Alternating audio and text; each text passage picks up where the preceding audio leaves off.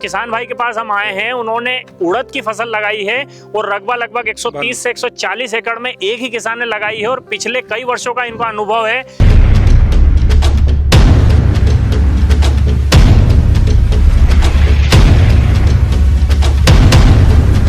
अगर 8600 के रेट से अगर बात करें तो लगभग 86 लाख के लगभग का ये फिगर बैठ रहा है।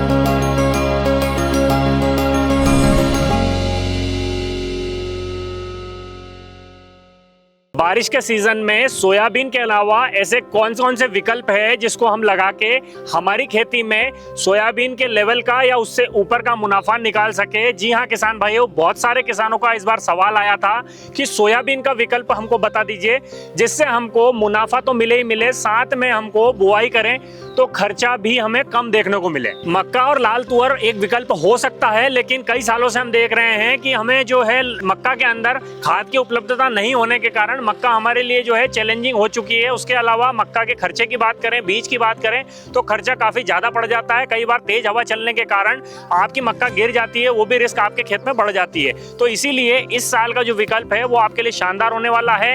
ये जो किसान भाई के पास हम आए हैं, उन्होंने उड़द की फसल लगाई है और लगभग 130 से 140 एकड़ में एक ही किसान ने लगाई है और पिछले कई वर्षों का इनका अनुभव है जिसमें इन्होंने इतना अच्छा उत्पादन लिया और उससे मुनाफा कमाया है। उसकी पूरी स्टोरी बताएंगे ताकि आपके लिए भी सोयाबीन के अलावा एक मजबूत विकल्प हो सके। नमस्कार, मैं यश बिश्नोई और आप देख रहे हैं वृंदा फार्म यूट्यूब चैनल। आइए जानते हैं भाई से किस तरीके से ये सारा चीज मैनेज कर रहे हैं और किस फसल पे ये काम कर रहे हैं। मेरा नाम लोकेश पवार है और मैं ग्राम जामली, जिला हरदा का किसान हूँ।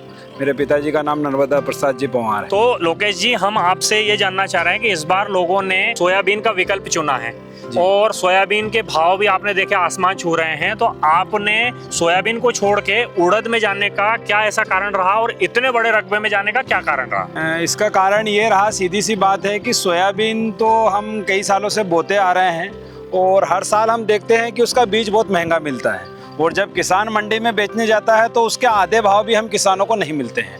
तो इसलिए अपन सोच रहे हैं कि सोयाबीन तो करते ही आ रहे थे और उड़द इससे भी पहले भी मैंने लगाई है, बहुत अच्छा उत्पादन मुझे मिला था, पर फिर कुछ समस्या के कारण मैंने उड़द छोड़ दी थी क्योंकि बीज उतना अच्छा मुझे मिल नहीं पाया था। फिर बीच में सोयाबीन वापस लगा रहे थे, फिर सोयाबीन से वापस हम इस साल उड़द पे आए हैं। भाई आपने बताया कि उड़द हमने पहले भी लगा चुके हैं, तो पहले के बारे में हम थोड़ा इसलिए जानते हैं ताकि किसानों को समझ में आएगा कि पहले उड़द का परफॉर्मेंस कैसे था। क्या वाकई उड़द जो है बारिश की फसल है और सोयाबीन का विकल्प है?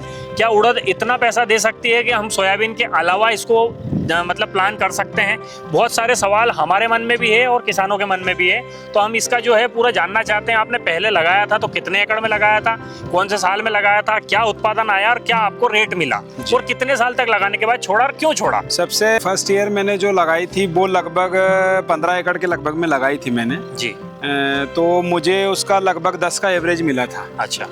लगभग आज से 7 साल पहले। तो 10 का एवरेज उसने दिया था। घर से बीज भी बहुत अच्छे रेट में मेरा बिका था और मंडी में भी बहुत अच्छा रेट मुझे मिला था। क्या रेट मिला था उसका? मंडी में मुझे लगभग मिला था आपके 15,000 के कुंटल के रेट और बीज से बिकी थी वो 20,000 रुपये कुंटल। अच्छा। फिर उसके बाद में मैंने नेक्स्ट ईयर और उसको लगाया और बड़े रकबे में लगाया, लगभग 150 एकड़ में लगाया मैंने जी। तो उस टाइम पे ही मेरा बहुत अच्छा रेट मिला था। 12,000 का मंडी लगभग रेट मिला था और बीज में भी लगभग 13-14 हजार के लगभग मेरा पूरा उड़द बिका था। अच्छा, क्या आपका क्या एवरेज बैठा था उस साल? उस साल भी मेरा 8 से 10 के बीच में एवरेज रहा था। अच्छा। कहीं पे 8 तो कहीं पे 10, तो आप औसतन मान लीजिए कि 9 का एवरेज रहा हो। अच्छा अच्छा। तो इसके बाद में आपने तीसरे साल जब ट्राई किया तो वह उसके बाद में आपने क्यों छोड़ दिया? उसके नेक्स्ट ईयर जब मैंने और लगाई तो थोड़ी बारिश कम गिरी थी और मैंने उसमें ही उसकी बोनी कर दी थी। तो क्या हुआ था कि जो मैंने बीज उस समय लगाया था वो उत्तरा का लगाया था। उत्तरा का जो बीज था वो बहुत अच्छा था और उसमें येलो मोजक वगैरह कुछ भी नहीं आता था। तो वो बीज मेरा कुछ पानी की कमी ज़मीन में और फंगस लगने के कारण वो बीज मेरा खराब हो गया था। अच्छा। मेरी लगभग 100 एकड़ की बोनी वो गड़बड़ हो गई थी उस साल। अच्छा। फिर मैंने दूसरा बीज जो सिकर 2 था वो लगाया था, पर उसमें येलो मोजक आ गया था मेरे खेत में और फिर उसके बाद में थोड़ी बारिश भी ज़्यादा हुई तो वो उत्पादन मेरा काफ़ी घट के लगभग 4-5 कुंटल प्रति एकड़ पे आ गया था। जी। इस साल वो मैंने करके और फिर उस साल से मैंने उड़द छोड़ दी थी, क्योंकि मुझे वो बीज नहीं मिला जो मुझे चाहिए था। अब इसमें हम एक सवाल और कवर करेंगे। हर किसान के मन में है कि आपने जो एवरेज लिया उस वैरायटी का नाम क्या था जो पिछले 2 साल आपने एवरेज लिया था? उस वैरायटी का नाम उत्तरा की वैरायटी थी, कृषि फॉर्म है उसके पास, उनके पास से ही लिया था। और एक फर्स्ट ईयर लिया था 15 एकड़ के टाइम पे, फिर उसके बाद में तो मेरा घर का ही बीज था, घर का ही बना के मैं बोता था उसको। लोकेश जी, इस बार आपने जो है कितने रकबे में लगाया है? इस बार मैंने 140 एकड़ में लगाया है। अच्छा, इसमें वैरायटी कौन सी लगाई आपने? इसमें वैरायटी मैंने PU 94 लगाई थी। अच्छा, अभी लगाई है, मतलब मैंने वैरायटी तो बहुत सारी और भी देखी थी। PU 31 थी, कोटा उड़द थी, उसके बाद में शिखर 2 भी थी, T9 भी थी। हाँ। पर मुझे PU 94 का कुछ अच्छे, जो मैंने और किसानों से बात की, कुछ कृषि विभाग से भी वहाँ के जो वैज्ञानिक थे उनसे भी बात की, तो उन्होंने सबने मुझे PU 94 का अच्छा बताया था कि ये वैरायटी अच्छी है, तो मैंने वही लगाई है इस बार। अच्छा, अब हम ये जानना चाहते हैं कि आपने बुआई की तो बुआई के अंदर खाद कौन सा इस्तेमाल किया और साथ में आपने पर एकड़ में कितना बीज गिराया? मैंने ये बीज 12 किलो प्रति एकड़ के हिसाब से लगाया था। उनने तो 10 कहा था मुझे, हाँ। पर मैंने 2 किलो फिर भी मेरी तरफ से बढ़ा दिया। मैंने 12 किलो प्रति एकड़ के हिसाब से बीज लगाया है जी। और इसमें मैंने DAP जो है वो लगभग 25 किलो प्रति एकड़ के हिसाब से मिलाई है। जी। जो बीज उपचार है वो अपना इलेक्ट्रॉन, वही थायोमेथाक्साम और जो आते हैं और भी 3 का कॉम्बिनेशन आता है, वो मैंने उससे ट्रीटेड की करके और बोनी की थी। अच्छा, इसमें बीज दर, जैसे हमारे इधर हम मूंग भी लगाते हैं, हमारे एरिया में मूंग भी लगता है, तो मूंग में लोग तो 18 किलो का लगभग का इसका जो बीज दर रखते हैं, इसमें बीज दर कम रखने का क्या कारण है? इसका बीज दर कम रखने का कारण है कि आखिरी में जब अपन देखते हैं, जब बारिश ज्यादा होती है, एक दो उड़द क्या है, बारिश के टाइम पे, गर्मी के टाइम पे अपन बोते हैं तो उतनी ग्रोथ नहीं करती है, पर जब बारिश में लगाते हैं तो उसकी ग्रोथ थोड़ी ज्यादा रहती है। अच्छा। और वो फिर क्या होता है कि पूरी जमीन पे गिर के और उसकी फली वगैरह, सड़न वगैरह लग जाती है, तो इसकी वजह से अपन ने बीज दर कम लिया है। उसको प्रॉपर स्पेस भी मिले, उसको हवा भी मिले और अच्छी प्रकार से वो अपना हो, इसलिए मैं यहाँ पे हमारे एरिया में, अपने एरिया में जो उड़द का उत्पादन कम हुआ, उसका मेन मुख्य कारण अगर मैं कुछ मानता हूँ तो बीज दर का भी मानता हूँ, क्योंकि हम किसान हैं, हमारी एक रीति है कि यार 2 बीज तेज पटको, 2 दाने तेज पटको, तो इस करके अपन क्या करते हैं कि थोड़ा सा बीज ज्यादा पटक देते हैं। भाई, इसके अंदर हमने लगाने का चलो प्लान तो कर लिया, लेकिन सबसे पहले और सबसे बड़ी चुनौती ऊपर बारिश है, और जमीन के अंदर बारिश के टाइम पे सबसे ज्यादा खरपतवार का जो है कंट्रोल अगर नहीं रहा तो हमें नुकसान देखने को मिलता है। तो क्या सोयाबीन की तरह इसमें भी खरपतवार नाशक का उपयोग कर सकते हैं, और कर सकते हैं तो क्या क्या डाल सकते हैं? बिल्कुल कर सकते हैं। 72 घंटे पे इस पे बेलर 32 डलती है जी। वो अपन डाल सकते हैं, कोई दिक्कत नहीं है जी। और अगर वो नहीं भी डालते हैं तो उसके बाद में फिर जो 15 से 20 दिन की जब अपनी फसल होती है तो उसमें पटेला या फिर फ्लेक्स या आपका जो परसूट, ये जो टेक्निकल जो भी है, सारे सोयाबीन के डल जाते हैं, सिर्फ क्लोबिन की डब्बी नहीं डलती। अच्छा, इसके अंदर क्लोबिन आप नहीं डालेंगे तो बाकी सारे खरपतवार से आपका जो भी खरपतवार आपके खेत में है वो आप खत्म कर सकते हैं, जिससे आपको अपने उड़द पे कोई प्रभाव नहीं पड़ेगा। उड़द की खेती में सबसे ज्यादा मुख्य बीमारी, जैसे अगर हम स्प्रे की बात करें तो किन किन चीजों पे हमें विशेष ध्यान रखना पड़ता है कि अगर कोई किसान भाई इस साल तो खैर लगा लिया है सबने, अगले साल अगर प्लान करें तो कौन कौन सी बीमारियों पे हमको मेन ध्यान रखना है और उसके स्प्रे करना है? इसमें मेन बीमारी तो मुख्य अगर अपन देखें तो सबसे बड़ी बीमारी येलो मोजक की ही रहती है। अच्छा। और उसके बाद में रस्ट की जो बीमारी होती है, जो लाल धब्बा रोग, जो बहुत लास्ट स्टेज में जाके लगता है जब अपनी फली आ जाती है। अच्छा। तो ये 2 बीमारी मेन इसमें मुख्य है उड़द में। इसमें इल्लियों का प्रकोप? इल्लियों का प्रकोप तो सोयाबीन की तुलना में काफी कम रहता है। अच्छा। बस वो जो मारूका वगैरह जो अपनी मूंग के टाइम पे जो रहता है तो उसका थोड़ा ध्यान रखना पड़ता है उस टाइम पे, बाकी जब तक अपना फूल पे नहीं है तब तक कोई इतनी विशेष कोई बीमारी इसमें भी नहीं आती। अब इसके अलावा फूल की अवस्था की बात की तो फूल की अवस्था में हमें कुछ एक्स्ट्रा दवाई डाल के इसको फ्लावरिंग और फुटाव बढ़ा के और हमारे उत्पादन में कोई प्रभाव पड़ता है, या नॉर्मली हम जो स्प्रे करते हैं उससे भी चल सकता है? देखिए, वो तो अपन अगर जो इसकी उत्पादन क्षमता है वो अगर अपन सोचे कि यार फूल पे ही सब कुछ अपन करके ले लेंगे तो वैसा नहीं हो सकता। अच्छा। अगर अपने को उत्पादन लेना है तो एक बच्चे को जैसे बचपने से लेके उसकी उम्र तक जो परवरिश करके और उसको अच्छा खान पान दे के जैसे तैयार करते हैं, उसी प्रकार से फसल है। आपको हर स्टेज पे दवाई का ध्यान रखना पड़ेगा? दवाई पे रखना पड़ेगा, बोने से लेके कटाई तक। अच्छा, तो ये तो हर फसल के लिए मतलब लागू होता है। लागू होता है। बाकी इसमें कई किसान ऐसे होते हैं जो मतलब पूछते हैं कि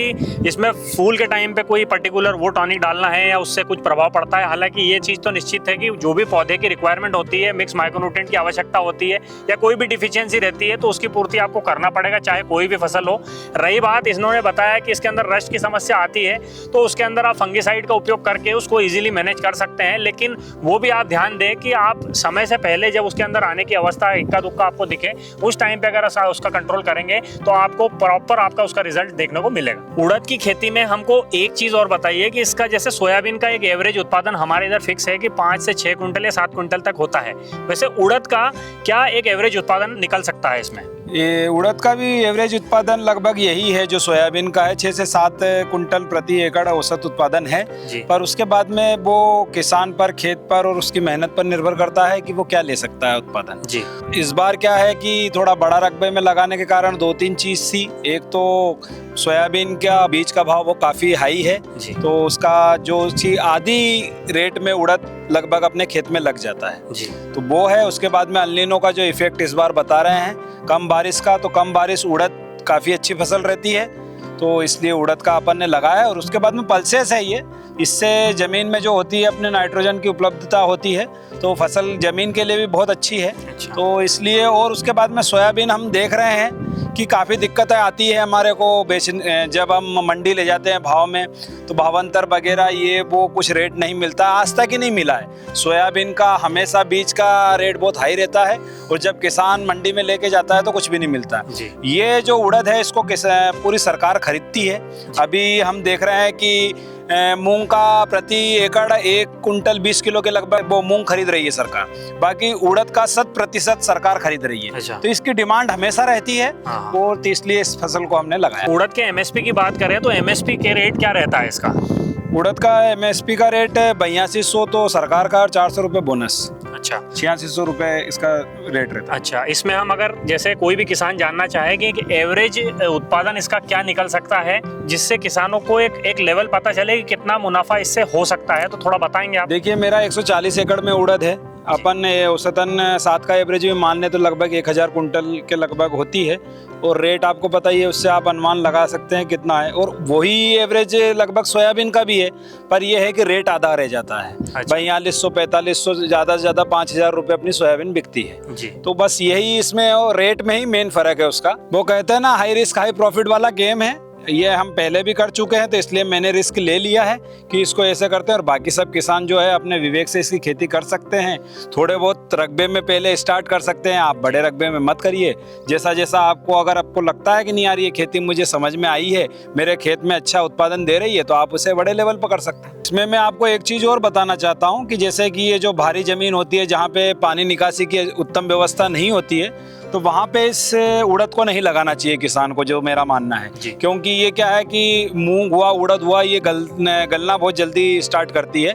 तो इसलिए इसको जो अपनी खरस ज़मीन है, जहाँ पे थोड़ी हल्की ज़मीन है, भूरी मिट्टी है, उस खेत में लगाइए जिसमें पानी की निकासी अच्छी हो। पानी ठहरना नहीं चाहिए खेत में, तो उसमें बिल्कुल ये हो जाएगा बहुत अच्छी। काली फरकी मिट्टी जो आपके खेत में देख रहे हैं, इसमें भी हो सकता है? इसमें हो सकता है। पानी निकासी अच्छी होनी चाहिए। जो भारी जमीन है, जो नहर की जमीन है, जहाँ पे पानी भरा हुआ रहता है बहुत ज्यादा, मतलब जहाँ पे बतर नहीं आती है, अपन बहुत लंबे समय तक देखते हैं कि आदमी नहीं उन खेतों में घुस पाते हैं, तो उस खेत में ये खेती आप नहीं कर सकते। अच्छा, बेड का चलन चला है हमारे एरिया में, हम देख रहे हैं काफी रकबे में बेड का सक्सेसफुली रन कर रहे हैं, सोयाबीन लगा रहे हैं, तो क्या वाकई में उड़द भी बेड विधि से हम कर सकते हैं जिससे उत्पादन पे कोई प्रभाव पड़ेगा? बिल्कुल कर सकते हैं। बेड पे आप लगाएंगे तो आपको बिल्कुल उसका उत्पादन में वृद्धि मिलेगी, क्योंकि क्या है कि वो पानी निकासी जो अपन बोल रहे हैं, जब सोयाबीन तो एक फिर भी इससे ज्यादा पानी सहनशील फसल है। इसमें जब वो बेड की आप पद्धति लगाएंगे तो और ज्यादा उसमें बेनिफिट अपने को मिलेगा जी। तो किसान भाइयों, आपने अभी सुना मुंह जुबानी किस तरीके से उड़द की पूरी प्रोसेस होती है, और भाई साहब ने 100 से 120 एकड़ में पहले भी लगाया, जिसमें इनका शुरुआती दौर में उत्पादन 10 क्विंटल एकड़ का आया। उसी आज से इन्होंने फिर एक बार मार्केट में रेट बढ़ने के कारण सोयाबीन के एक और विकल्प लेके आए हैं, और वो भी बहुत बड़े रकबे में। मतलब इनका विश्वास काफ़ी अच्छा है इस फसल को लेके, इसीलिए इस बार इन्होंने 140 एकड़ में प्लान किया है। जैसे कि इन्होंने बताया कि अगर हम 7 क्विंटल एकड़ से भी अगर इसका कैलकुलेशन करते हैं तो लगभग 1000 क्विंटल हमारा जो है उड़द का प्रोडक्शन होगा। लेकिन वहीं भाव की अगर बात करें तो गवर्नमेंट परचेस में 8200 का MSP है, प्लस 400 रुपये बोनस है। अगर 8600 के रेट से अगर बात करें तो लगभग 86 लाख के लगभग का ये फिगर बैठ रहा है। वहीं अगर सोयाबीन को कंपेयर करें तो वही सोयाबीन 6 क्विंटल 7 क्विंटल एकड़ भी अगर निकलती है तो वो भी 1000 क्विंटल निकलेगी, लेकिन वो 5000 में बिकती है तो फिगर सीधा आधा हो जाता है, 45 से 50 लाख का आता है। इसमें 30 लाख का एक्स्ट्रा फिगर है। भाई साहब का कहना है उसको देखते हुए हमने रिस्क लिया है और कई वर्षों से हमने इसका अच्छा उत्पादन निकाला है। अब इसमें अगर इनका उत्पादन बढ़ता है तो वहाँ प्रॉफिट रेशियो भी बढ़ता है, लेकिन इससे नीचे इन्होंने बोला है कि हम जैसे कर रहे हैं हमारी गलती से या पानी का प्रभाव ज़्यादा होने से गड़बड़ हो सकता है। बाकी अगर आप भी अपने खेत में लगाना चाहते हैं तो जो भी इन्होंने सावधानियां बताई है उस चीज़ का ध्यान रखिए।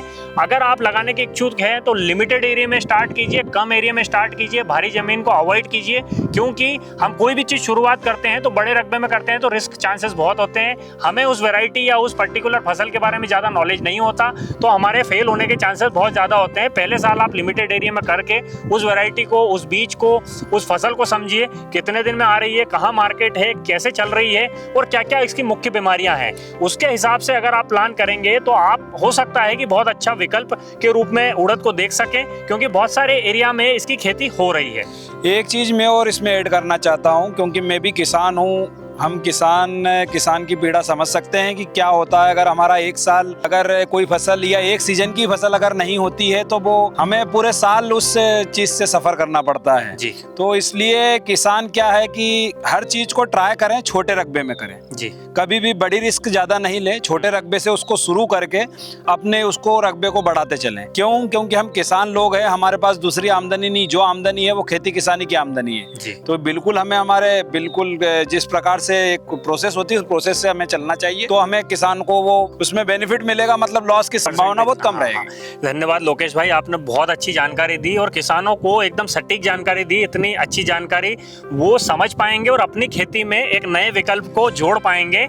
और किसान भाइयों, इसी तरीके की नई नई चीज़ों की जानकारियों के लिए चैनल को सब्सक्राइब कर लीजिए और लोगों तक इस वीडियो को ज़्यादा से ज़्यादा शेयर कीजिए, ताकि लोगों को सही विकल्प के बारे में, कम लागत में अच्छे मुनाफे के बारे में पता लगे। और इसी तरीके की नई नई विकल्प हम हमारे चैनल पे लेके आते रहते हैं। अगर आप चैनल पे पहली बार आए हैं तो चैनल को एक बार जाके विजिट कीजिए, वहाँ पे आपको पता लगेगा आपके काम की जो जानकारियाँ हैं वो आपको सटीक मिलेगी। उससे आपके उत्पादन में, आपकी खेती में और आपके ज्ञान गणित में एक थोड़ा सा सुधार मिलेगा, क्योंकि हम भी कई किसानों के पास जाके उनका अनुभव जानते हैं, उसी अनुभव को आप तक पहुँचाते हैं। तो अगर आपको जानकारी अच्छी लगती है तो चैनल को सब्सक्राइब कीजिए। वीडियो अगर अच्छा लगा हो तो धन्यवाद।